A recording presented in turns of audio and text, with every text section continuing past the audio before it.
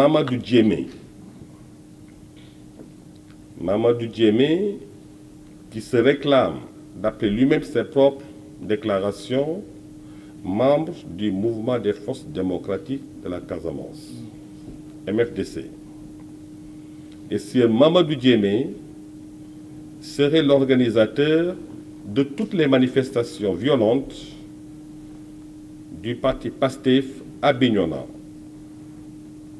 Et dans cette entreprise, il serait en lien avec d'autres individus qui sont recherchés dans le cadre du groupe dit Commando PASTEF, notamment des anciens militaires présumés, dont Sébastien, le gérant de l'entreprise Sinaï, dont j'ai fait référence tout à l'heure. Et aussi l'arrestation de Goudiaby, communément appelé RPG, qui est un ancien membre du bataillon des parachutistes et qui aurait intégré le mouvement des forces démocratiques de la Casamance après son service militaire, MFDC. Mamadou Djemé est chargé de procéder à des recrutements d'anciens militaires pour mener ses opérations insurrectionnelles. Il habite le village de Signa, proche de Bignona. Il a eu à organiser les manifestations du 14 et 16 mars à Bignona, mais il se camoufle dans la masse. Il se présente, Mamadou Djemé, comme le responsable des affaires mystiques de Ousmane Sonko. Il avait prévu, justement, de se rendre à Dakar dans le but de planifier avec son groupe des manifestations dans le cadre du procès du 30 mars où il compte impliquer des combattants du MFDC. Et c'est ce Mamadou Djemé et avec RPG qui ont été interpellés sur la VDN, voie de dégagement nord à Dakar, près du siège de PASTEF. Quand ils ont été interrogés sur le procès verbal, ils ont déclaré, Mamadou Djemé, qu'il est né le 5-5-68 à Cafés Bignona, de Fali et de Awasabi, se disant manœuvre de ministre à Dalifort, et il a déclaré n'avoir jamais organisé des manifestations. Mais ce qu'il y a lieu, et n'avoir jamais été à Bignona. Mais l'exploitation de sa géolocalisation et de son téléphone en sa présence l'a convaincu de se rendre à l'évidence où il est établi qu'il était dans la zone des manifestations à Bignona. Et en ce moment seulement, il a lui-même fini par admettre son rôle dans le cadre de ces manifestations violentes.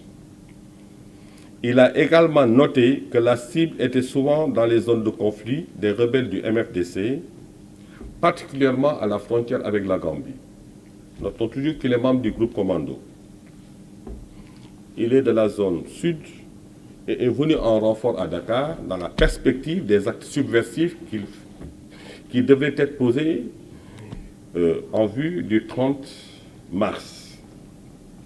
Lui-même a déclaré qu'il est en charge de la massification et de l'organisation de PASTEF, Tengouri. Tengouri, c'est une localité qui se trouve dans la zone sud, je pense.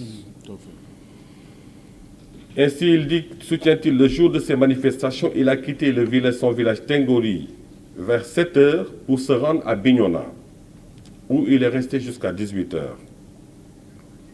Selon lui, cette manifestation avait été planifiée à travers le groupe WhatsApp appelé PASTEF Tengouri, avec les nommés Youssouf, Khadisane, Idrissa Sagna, Aliou Badji, coordonnateur du PASTEF à Tengouri.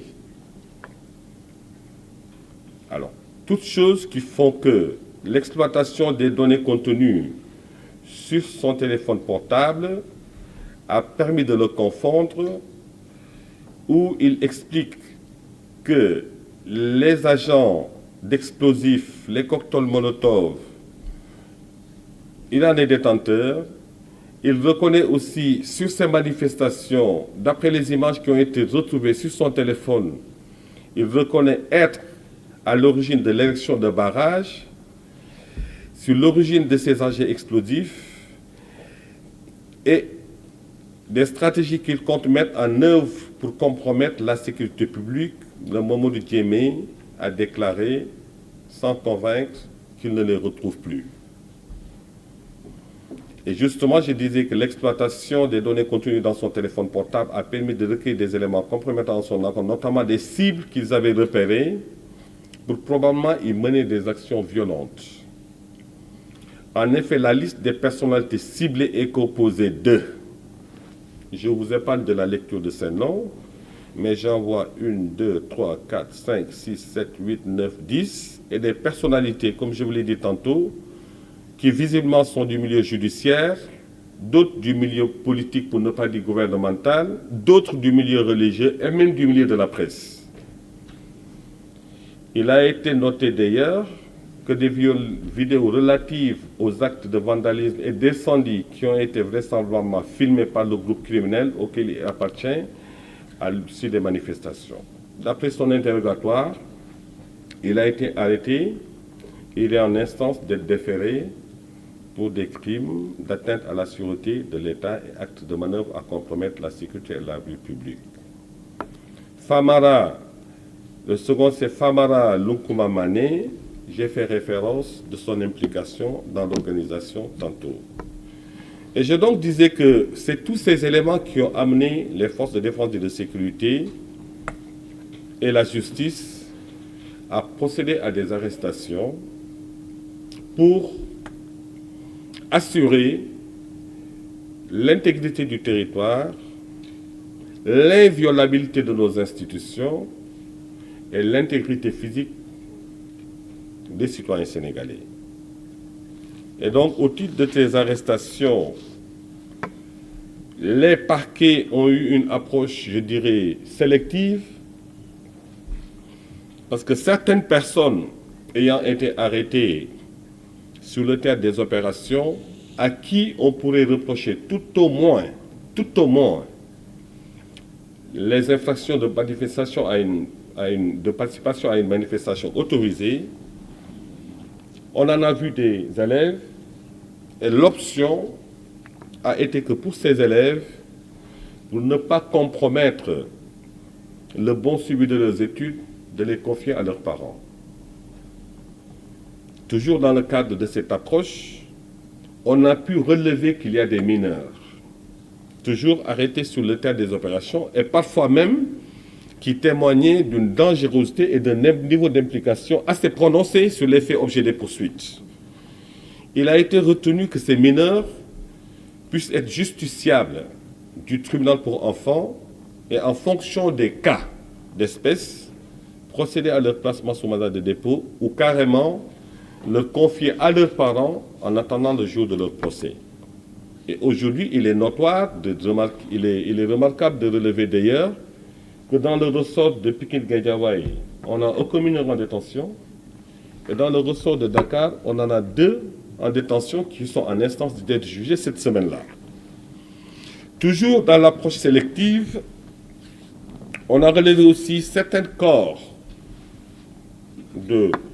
d'activités socio-professionnelles dont les parquets, dans un souci d'une distribution efficiente de la justice, ont estimé devoir en tenir compte. Sous ce rapport, vous n'êtes pas sans savoir que le Sir Wali Ngomdour, Wali Bodjan, qui est inspecteur des impôts et domaines, est membre de la garde rapprochée du Sir Ousmane Sonko, pour préserver son emploi là, pour préserver donc la poursuite de ses activités professionnelles, l'autorité de poursuite a estimé devoir l'inculper et de le soumettre au port du bracelet électronique. Idem aussi de certaines personnes dont la spécificité de leur situation socio-professionnelle l'exigeait en termes de préservation de leur activité professionnelle. Je peux nommer El Malik Ndiaye, qui a été arrêté effectivement pour incitation à l'insurrection. Je crois savoir d'ailleurs que toute cette affaire de tentative d'assassinat vient de ses propres déclarations, et vous aurez constaté toute la peine que les services d'enquête ont eu à établir ce fait a été poursuivi, je dirais, El Malick Ndiaye, et l'option a été de le soumettre au port du bracelet électronique. Cela étant dit, la procédure d'information judiciaire a été privilégiée par les organes de poursuite, et ce, sur la base principalement des articles 80 du Code pénal et 139 du Code de procédure pénale. Information judiciaire qui se justifie à suffisance, parce qu'aujourd'hui, on est face à une organisation qui a plusieurs démembrements, à la limite disséminés sur l'ensemble du territoire national, et dont tout le modus operandi n'est pas encore totalement cerné par nos forces de défense et de sécurité et nos services de poursuite. Mais il est à retenir que fondamentalement, ces actes sont posés pour un souci majeur, c'est que dans le cadre d'un état de droit, la violence n'a pas de place. Dans le cadre d'un état démocratique, la violence n'a pas de place. Il y a toute forme d'expression, mais toute forme de violence devrait être bannie sous quelque forme que ce soit et de quelque bord que ce soit. Je voulais qu'on soit très clair sur ça. Et par rapport à ça, croyez-moi, le parquet général que j'ai la charge de diriger, en rapport avec les différents procureurs du ressort, entendront user de tous les moyens que leur offre la loi pour préserver l'intégrité des personnes et des biens. Et donc, c'est sous ce rapport que je voudrais, sous réserve que mes collaborateurs puissent avoir des mots de complément, inviter toute la population sénégalaise, aujourd'hui que la justice est rendue, de garder leur sérénité et de savoir qu'on est en charge de responsabilités et nous entendons les assumer et les exercer parce que c'est là notre sacerdoce. Faire respecter la loi dans le cadre d'un état de droit et donner corps à l'intention du Sénégalais qui a été transcrit dans des lois par la représentation nationale. La mission du magistrat, c'est de dire le droit et de faire respecter la loi. Et aujourd'hui, tous les organes que la loi offre aux différents parquets, dans le cadre du rétablissement de l'état de droit, s'il y a lieu le cas échéant, on n'hésiterait pas du tout à en user. Et la finalité, c'est fondamental, c'est de garantir la quiétude et la paix publique. Parce qu'il n'y a que cette quiétude et cette paix publique qui puissent nous permettre aujourd'hui de nous retrouver dans cette salle, dans le cadre de ce qu'on a convenu d'appeler le point de presse. Et c'est sur cette note, sauf meilleur avis de mes collaborateurs, que je voudrais vous remercier de votre présence, vous souhaiter au bon retour dans vos domiciles respectifs, tout en vous précisant que certainement vous avez des préoccupations particulières liées à la vie judiciaire, mais l'idée du point de presse aujourd'hui, c'était de vous distiller des informations par rapport à ces 5 points. Mais il reste entendu que par rapport à l'impératif de communiquer, Monsieur le procureur de la République près du tribunal de grande instance hors classe de Dakar et Monsieur le procureur de la République près du tribunal de grande instance de Pikine-Guédiawaye, en rapport avec les nécessités de l'actualité et sur instruction de la hiérarchie, se feront le devoir de faire face à la presse dans le cadre de points de presse pour répondre à vos différentes interpellations sur des sujets assez précis et ponctuels. Je vous remercie de votre présence.